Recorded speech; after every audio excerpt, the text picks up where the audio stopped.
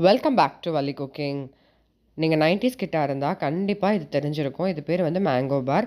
நாங்கள் சின்ன வயசாக இருக்கும்போது இந்த மேங்கோ பார் வந்து எல்லா சம்மர் சீசனுக்குமே எங்கள் அம்மா வீட்டிலே செஞ்சு கொடுப்பாங்க. ஸோ இன்றைக்கும் எங்கள் அம்மாவோட ரெசிபி தான் நான் ஷேர் பண்ண போகிறேன். இதுக்கு நல்லா பெரிய மாம்பழமாக 2 எடுத்துக்கோங்க. நல்லா ஸ்வீட்டாக இருக்க மாதிரி எடுத்துக்கோங்க. 2 மாம்பழத்தையும் நல்லா சின்ன சின்ன பீசஸாக கட் பண்ணி இந்த மாதிரி ஆட் பண்ணிவிட்டு அது கூட 100 கிராம் சுகர் ஆட் பண்ணிக்கோங்க. ஆட் பண்ணி தண்ணி எதுவுமே ஆட் பண்ண வேணாம். நல்லா பல்ப் மாதிரி இந்த மாதிரி சூப்பராக கிடைக்கும். இந்த பல்ப்பை அப்படியே நம்ம வந்து ஒரு நெய் தடவின பிளேட், இந்த மாதிரி ஒரு தாம்பாளம் மாதிரி ஒரு பிளேட் எடுத்துக்கோங்க. அதில் ஆல்ரெடி நெய் தடவி வச்சுக்கோங்க. அப்போ தான் நம்மளுக்கு எடுக்கும்போது ஈஸியாக இருக்கும். அதில் அப்படியே நீங்கள் இந்த பல்ப்பை ஆட் பண்ணி கை வச்சு நல்லா ஸ்ப்ரெட் பண்ணி விட்டுருங்க. ஒரு மாதிரி ஈவனான சைஸாக ஸ்ப்ரெட் பண்ணி விட்டிங்கன்னா தான் நம்மளுக்கு பீசஸ் போடும்போது மேங்கோ பார் வந்து நல்லாயிருக்கும். ஸோ 90s கிட்ஸ் எல்லாருக்குமே கண்டிப்பாக தெரியும். இந்த மேங்கோ பார் வந்து நேச்சுரல்னு சொல்லிட்டு ஒரு இதில் கூட கடையில் கிடைக்கும். பட் எங்கள் வீட்டில் எப்பயுமே நாங்கள் வீட்டில் செஞ்சு தான் சாப்பிடுவோம். ஸோ நீங்கள் எல்லாருமே இந்த சம்மர் சீசன் முடியறதுக்குள்ளே கண்டிப்பாக இந்த மேங்கோ பாரை ட்ரை பண்ணிடுங்க.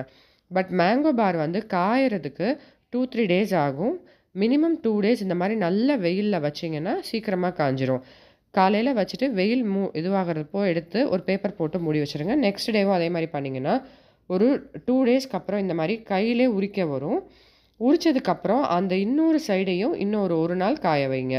காய வச்சுட்டிங்கன்னா நம்மளோட மேங்கோ பார் ரெடி ஆகிடும். Almost ready. ஸோ இதிலே வந்து அந்த சுகர்லாம் நல்லா இதுவாகிடும். இப்போ வந்து மேங்கோ பாரில் வந்து புளிப்பும் பண்ணுறாங்க. பட் நான் வந்து இந்த மாதிரி ஸ்வீட்டாக இருக்கிற மேங்கோ பார் தான் என்னோடய ஃபேவரெட். செம்ம சூப்பராக இருக்கும். செய்கிறது ரொம்ப ஈஸி. ஆனால் இந்த சம்மர் சீசனில் தான் செஞ்சால் நல்லாயிருக்கும். நல்ல வெயிலில் காய வைக்கிறது தான் இதில் ரொம்ப இம்பார்ட்டண்ட்டானது. நீங்கள் எந்த அளவுக்கு அந்த ஃபஸ்ட்டு ஊற்றும்போது திக்னஸ் ஊற்றுறீங்களோ அந்த திக்னஸ்க்கு தான் நம்மளுக்கு கிடைக்கும். ஸோ இன்னொரு டே காய வச்சதுக்கப்புறம் உங்களுக்கு பிடிச்ச மாதிரி ஷேப்பில் வந்து அதை கட் பண்ணுங்கள். ப்ராப்பராக நீங்கள் வந்து அந்த பிளேட்லேயே வந்து நைஃப் வச்சு கட் பண்ணிகிட்டே வந்தீங்கன்னா நல்லா காஞ்சிருச்சுன்னா நம்மளுக்கு பீசஸ் வந்து சூப்பராக கிடச்சிரும்.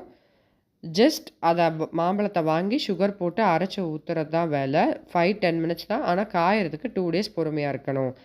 காஞ்சதுக்கப்புறம் உங்களுக்கு ஏதாவது ஒரு இடத்துல காயலை, இன்னும் கொஞ்சம் பேக் சைட் காயணும் அப்படின்னா நினச்சிங்கனாலும் இந்த மாதிரி பீஸ் போட்டதுக்கப்புறமும் நீங்கள் காய வச்சுக்கலாம்.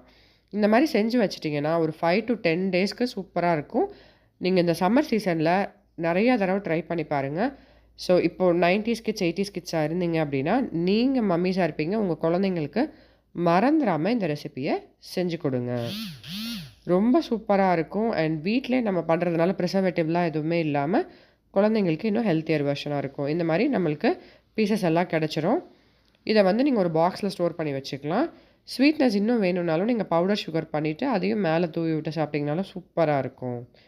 இந்த சம்மர் முடியறதுக்குள்ளே ஒரு தடவையாவது இதை ட்ரை பண்ணி பார்த்துட்டு எப்படி வந்ததுங்கிறதையும் கூட கமெண்ட்ஸ் பாக்ஸ் மூலமாக ஷேர் பண்ணிக்கோங்க.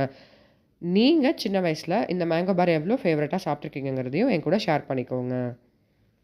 நம்ம இன்னொரு சூப்பரான வீடியோவில் ரெசிபியோட வந்து உங்களை மீட் பண்ணுறேன். அது வரைக்கும் stay tune to Valli cooking.